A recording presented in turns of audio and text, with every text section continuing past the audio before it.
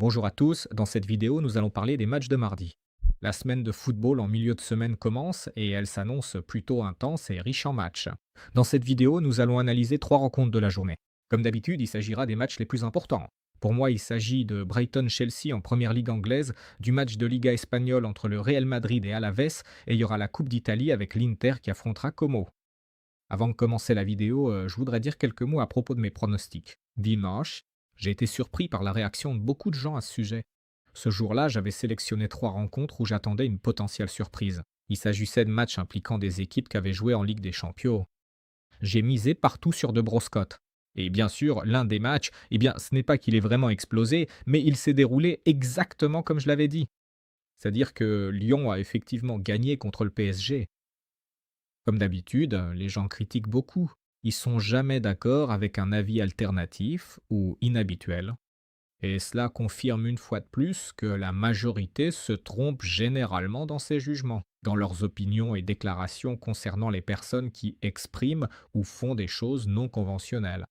Le plus drôle, c'est qu'après match, après que les trois combats aient eu lieu, on continue à me critiquer, à m'écrire des choses, à me dire que j'ai tort, que j'ai exprimé des idées stupides, et ainsi de suite. Alors qu'en réalité, si l'on prend précisément ces trois paris simples, quand la cote de la victoire de Lyon contre le PSG à 8 est passée, il y avait concrètement un bénéfice de 5 mises 4. Et vous croyez qu'au moins une personne, parmi celles qui ont laissé des commentaires négatifs ou m'ont écrit personnellement, que ce soit sur YouTube ou sur Telegram, a changé d'avis d'une quelconque manière?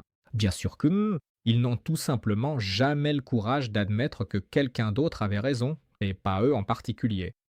Voilà donc la situation. Parfois, il y a de tels pronostics sur ma chaîne, à vous de voir si vous voulez les suivre ou faire quelque chose ensuite. Ce sont précisément vos propres décisions, pour ainsi dire.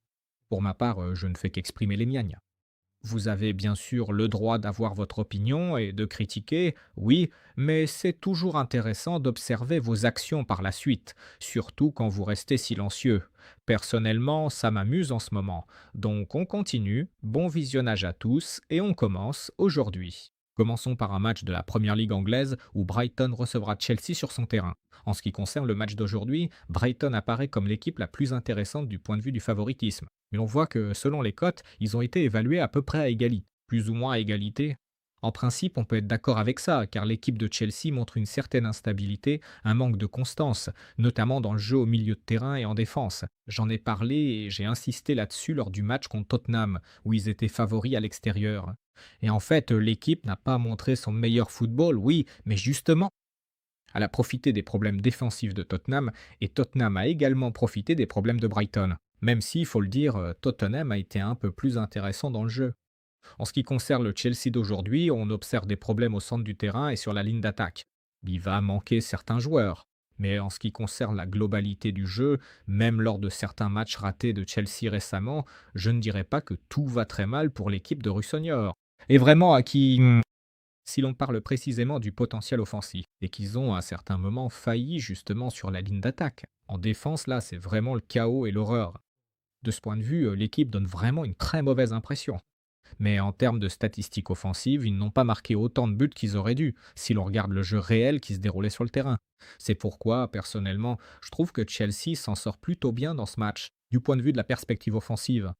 Les cotes, bien sûr, ne me conviennent pas totalement pour ce match. Mais aujourd'hui, j'attends au moins un ou deux buts de la part des Blues. C'est ce à quoi je m'attendrais. Donc, en ce qui concerne le pronostic pour le match d'aujourd'hui, et en tenant compte de la forme de Brighton, notamment à la Mex Stadium, que ce soit au milieu de terrain ou en défense, je mettrai en avant un pronostic individuel. Plus de un but pour Chelsea.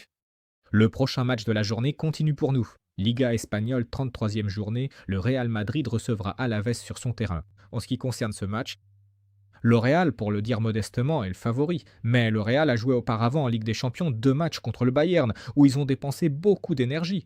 Et aujourd'hui, il est logique de se poser la question de la forme physique de l'équipe elle-même.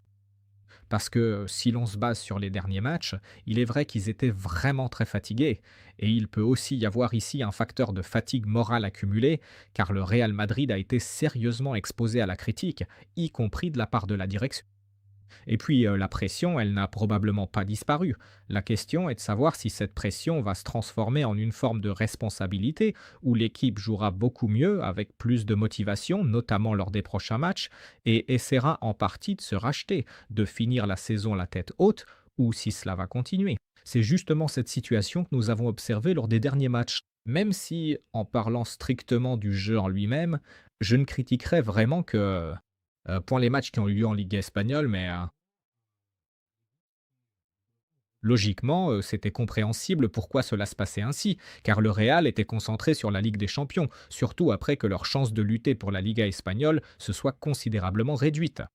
C'est pourquoi les matchs restants, y compris celui contre Alaves, surtout au Bernabéu, me semblent se dérouler dans un esprit assez motivé, avec simplement un accent offensif, où ils vont essayer d'une certaine manière de se racheter auprès de leur public, tout simplement auprès des supporters. Et puis Alaves, sans doute, arrive à ce moment-là, parce que d'après les derniers matchs, après le départ de Coudet de cette équipe et l'arrivée d'un nouvel entraîneur, on constate une nette dégradation de la qualité du jeu défensif.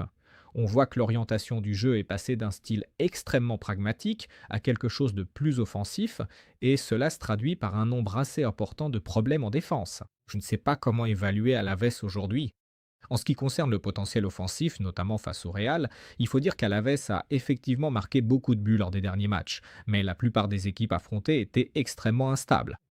Mais en ce qui concerne leur propre potentiel défensif, il me semble qu'Alaves aura beaucoup de mal face au Real Madrid. Donc, en ce qui concerne le pronostic pour ce match, j'envisagerais aussi ici l'activité offensive potentielle du côté des autres, même si elle n'est pas évaluée avec des cotes particulièrement élevées. C'est le résultat qui me convient dans ce match, donc mon pronostic est individuel. Plus de 2 buts marqués par le Real Madrid dans ce match. Voilà mon pronostic pour cette rencontre. C'est tout pour aujourd'hui. Le match en Italie, en Coupe d'Italie, lors de la demi-finale entre l'Inter et Comme, ces deux équipes se sont affrontées tout récemment en Serie A italienne, où elles ont livré un match très prolifique qui s'est terminé par la victoire de l'Inter. Mais Com, à mon avis, a montré qu'ils ont beaucoup progressé ces dernières saisons, hein, depuis leur montée en Serie A italienne. Et aujourd'hui, l'équipe de Fabregas vise vraiment très sérieusement une place en zone européenne. À la fin de la saison, ils peuvent en principe atteindre la finale. En tout cas, pour le match d'aujourd'hui contre l'Inter, je l'exclurai pas, hein. Après le retour de certains joueurs, et maintenant qu'il ne reste à l'Inter que deux compétitions, la Serie A italienne et la Coupe d'Italie, l'équipe a commencé à jouer un football plus efficace. Et aujourd'hui, logiquement, ils sont favoris à domicile. Mais compte tenu de ce qu'a montré l'équipe de Koeman lors du premier match, je ne...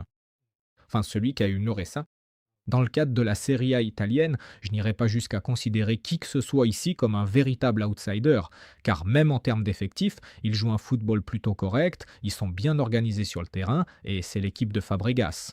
Le plus important, c'est qu'ils ont un style de jeu adaptable, ce qui peut leur permettre d'obtenir de bons résultats dans les matchs de l'UPF. C'est pourquoi, en tenant aussi compte du contexte du dernier match qu'ils ont joué contre Sassuolo et de beaucoup d'autres rencontres, cela a surpris pas mal de monde qu'ils aient perdu à l'extérieur après avoir montré un football assez offensif à domicile contre l'Inter. Pour moi, ce match et ce résultat, en fait, oui, je les analyserai en fonction du fait que leur attention sera bientôt concentrée sur la Coupe d'Italie. Et dans le match d'aujourd'hui, pour cette rencontre, ils vont vraiment dépenser beaucoup d'énergie. Lors du match contre Sassuolo, ils ont simplement économisé leurs forces. C'est pourquoi, pour ce match, j'attends ici très probablement une approche pragmatique. Parce que la Fabrixa aura du mal à construire son jeu autour de l'attaque, car cela pourrait être extrêmement déséquilibré. L'Inter pourrait en profiter et va probablement essayer de faire traîner le match en mettant l'accent au maximum. Cela va favoriser une efficacité qui stimulera très probablement un jeu plus fermé couvert en termes de but. Et cela donnera aussi plus de chances à l'équipe d'aller en prolongation, voire jusqu'à une séance de tir au but, etc. C'est pourquoi, à mon avis, il est peu probable que l'équipe perde ici avec un écart vraiment important au score, du moins dans le temps réglementaire. Donc mon pronostic, c'est un handicap de plus un but en faveur de l'équipe. Dans le temps réglementaire,